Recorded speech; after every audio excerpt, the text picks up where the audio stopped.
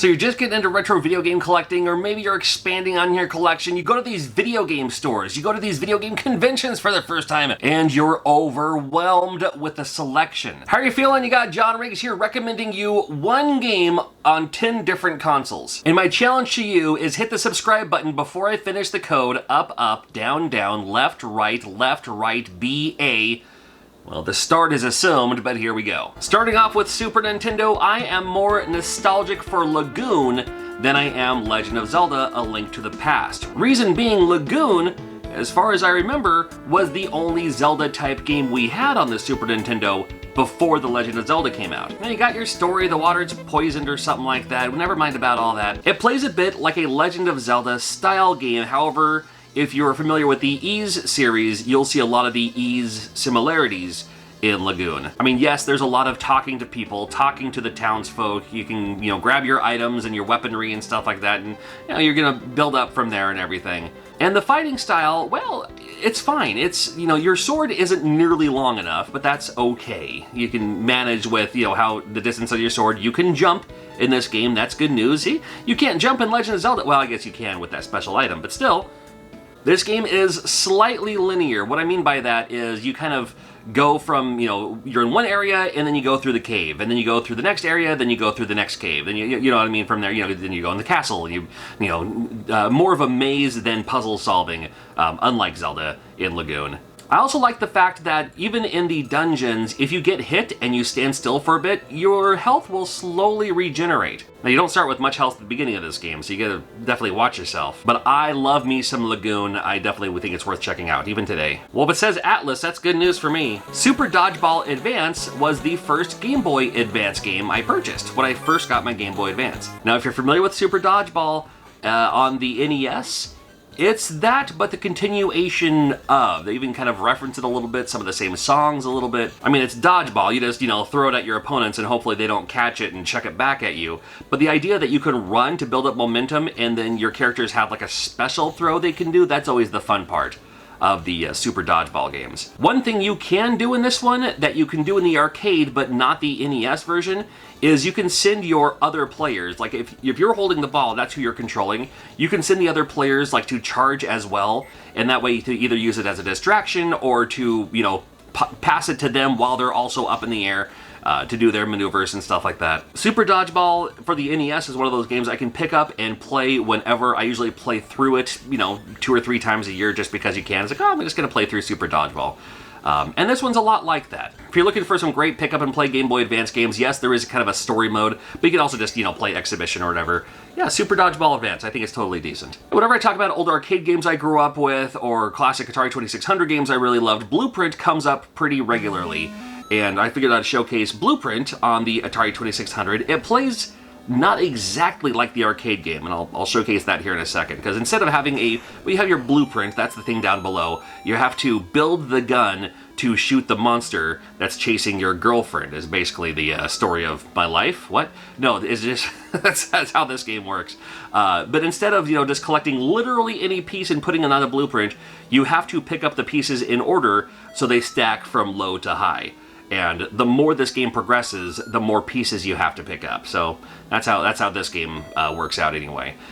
I think the Atari version is a lot more difficult than the arcade version, only because you have to remember where the things are. And if you pick up you try to go into a house to pick up the piece, and it's not there, it turns into a bomb. And when you finally build the cannon, you have to shoot, at least at first, the slowest bullet ever to time it properly so it hits the monster. And this is the worst part of the game. This one takes the longest. It really does. But I still think it's a fine port of the game Blueprint. Again, I prefer the arcade version, but the one at home, this Atari 2600 version, it's not so bad, and I still enjoy it today. Can you tell me what this game is before the title screen kicks in? Kind of a weird, coolish opening cinematic here. I got turned into a monkey. This game is the Japanese version. Hold on, let me switch it to the US version. Here we go, Toki. Toki is the name of this game. Sorry about that. It auto-loaded the Japanese version for some reason. So in Toki, you play as this spitting ape, but it's just like a kind of side-scrolling, a little bit slower moving, so there's no run button, but that's fine. You don't really need it in this game. I think this game works just fine without it. There is an NES version, and there is an arcade version. This one is different from both of those. The NES version is more based on the arcade version, while this one is a standalone version of the game Toki itself. And Toki kind of came back, like for the Switch, semi-recently, like, you know, in the last few years. But this is the Sega Genesis version, and if you're like, oh, I already played Toki at the arcade, I already played Toki on the NES, oh, the Genesis version, I'm sure it's the same thing, just with better graphics or whatever. It's not the case. It is a game, it is a same Toki, but it is its own game, it is its own uniqueness to play this game. And I like it. It's just, you know, fun, jump around, you know, you pick up different, you know, weapons to spit. Different spitting abilities. Yeah, it's Toki. It's fine. I like this one. I'm gonna take a quick break while we have Gemma talking about one of her favorite games. So, the game I've picked is Einhander on the PlayStation 1. Unfortunately, we didn't get a release here in PAL regions, but Japan and you guys in North America did. As a tidbit of information, it's very, very cheap to buy if you want to get it in Japan. I'm waiting for my copy to arrive and I paid the grand sum of £21. So what exactly is Einhander? It is a unique side-scrolling shoot-'em-up game, and I absolutely love the soundtrack. Listen to some of this music.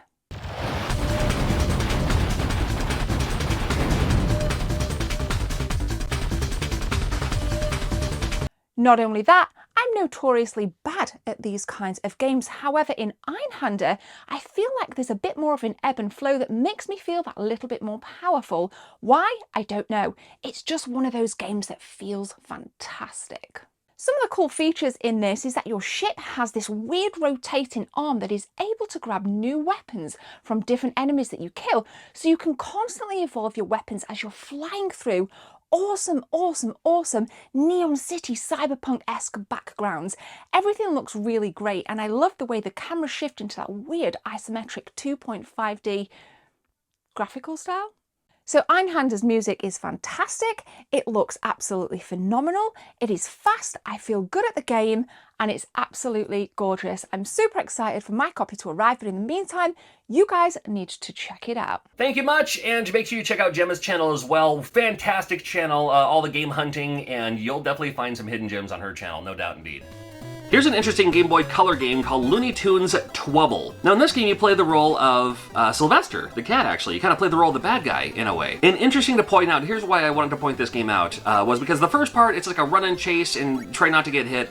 You're chasing Tweety, you're not going to catch Tweety, you're just going to go, it's just what leads you to go through the stage as quickly as you can. But the alternate stages in this game play like Solstice, or Equinox, or, there's a few games that are like this.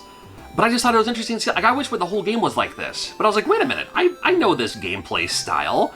I know this idea. I mean, literally, like, where you jump on a block and hit the button to collect the block for later. This, when I saw this, I picked this up on a blind pickup.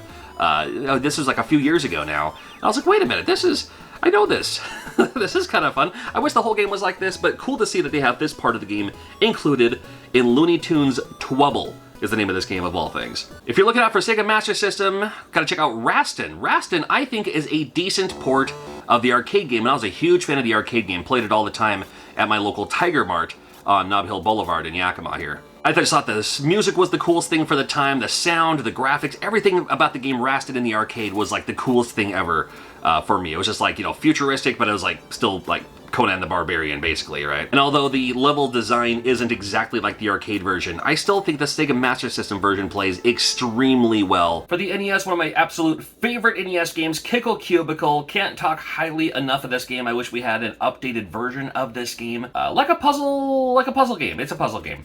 You play as this cutest guy ever, and you have to shoot these little blob things, turn them into ice cubes, to push them off into the water to create bridges, to get to those bags of, the red bags. Whatever's in them, I don't care. That's the point of the game, that's the goal of the game. It's fun just to see how many levels there are. There's a ton of levels in this game, so it'll keep you playing for quite a while, really. Every once in a while, when you rescue the people that come up to you and chat with you, I always kind of liked that. I thought that was like really fun. Along with your ice breath ability, you can also create these pillars, and these pillars will protect you, or later on it might prevent you from blocking into something, or things like that.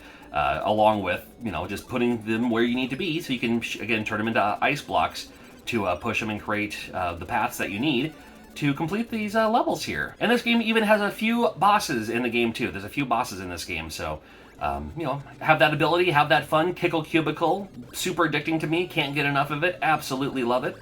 I think you'll like it too. And her name is Princess Pumpa. Princess Pumpa. Love that name. If you happen to be collecting for the TurboGrafx 16 Crater Maze, might be pretty cool. I do like Crater Maze, and I want to showcase it really quickly. There's a few other games for other consoles that are kind of like this, especially in Japan. Not as much in America. There was one on the Game Boy Classic, like the Alien game. But in this game, you collect all the items, much like a Kickle Cubicle, to get through the stages. But you also have the ability to create these holes, these craters. And then when the enemy falls in them, you can bury them, and that defeats them. Now, they might come back later, but it'll actually make it so they won't bother you for at least a while or a moment or a something. And plenty of stages to keep you playing throughout this game as well. A lot going on with this game. Fun to see, and Crater Maze for the TurboGrafx 16, it's pretty decent. So if you already have the Bonk games, you already have like the Keith Courage and the whatever else, you know, you already have Splatterhouse. Yeah, why not? Check out Crater Maze. Might be fun for you. I know not everyone is collecting Sega CD, but one of my absolute favorite games.